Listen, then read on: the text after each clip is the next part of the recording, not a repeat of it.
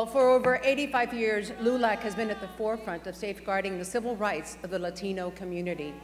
This is truly an organization that has been making a difference in the lives of Latinos across the U.S. and Puerto Rico. Today's luncheon truly epitomizes the overall theme of this year's conference, the power of Latino youth.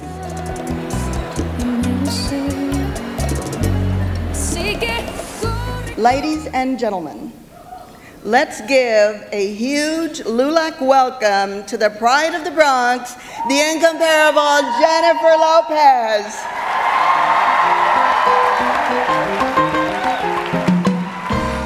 Being a member of the Latino community gives me strength, a strength I draw from the cultural ties of my family. I know you all understand. It's just that's something that we all have in common. So when I think of ways that I can lift up my community, make us more empowered, I'm going to do it in the best way I know how, by making sure that our stories get heard.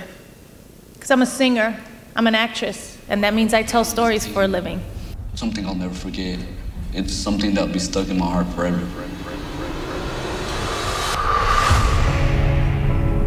In a small southern town, these boys were outsiders. What you've just seen is Los Jets, a project we're really proud of at Nuyorican Productions. On the surface, it's the story of an underdog soccer team that at first no one believes in, who go on to become champions.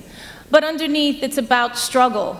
The struggle of these boys to make a name for themselves, to educate themselves, and to be seen as a vital part of this community, who contributes something great to this country. Hope, a sense of pride, and a way of bringing people together. I was 7 years old when I crossed into the state. My mom and dad, they crossed without me. It's a lot of stuff, man.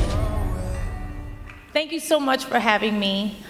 And now it is my honor to introduce you to our keynote speaker. She would probably introduce herself as Sasha and Malia's mom, but we know her as the First Lady of the United States, Mrs. Michelle Obama.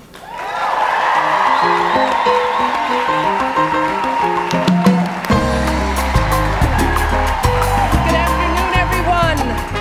How are you all doing? It is my honor and pleasure to be here today. I want to again thank Jennifer for that very kind introduction and for all of her amazing work to lift up our young people every single day. She is truly an amazing woman, and I'm so very proud of all of her work. I want to thank all of you, the activists, the community leaders, the business, labor, and government officials. We have our high school and college students here who are the heart and soul of this organization. This is an extraordinary legacy. And while I know you all are incredibly proud of everything you've achieved, I also know that you are not satisfied, not by a long shot. And that is why you are here today. You're here because in the face of so many challenges and obstacles, you're still asking yourselves the hard questions. How are we going to lift up our children and grandchildren and improve their educational outcomes?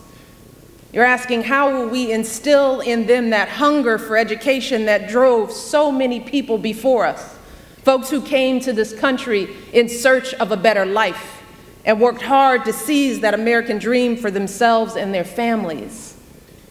Because the truth is that right now, there are still too many young people in this country who aren't getting the education they need. Now, I know that education is one of so many pressing issues on your plates right now. And with a broken immigration system hurting so many of our families and neighbors, some of you may be wondering why I decided to focus on education today. But what I know from my own life experiences is that if we truly want to lift up our next generation, we must tackle all of these issues at the same time. But my message to all of you today is this: instead of letting those fears hold you back, use them. Use them to spur you forward. When you start to doubt yourself, just buckle down and work harder. Do everything you can in your power to get that education.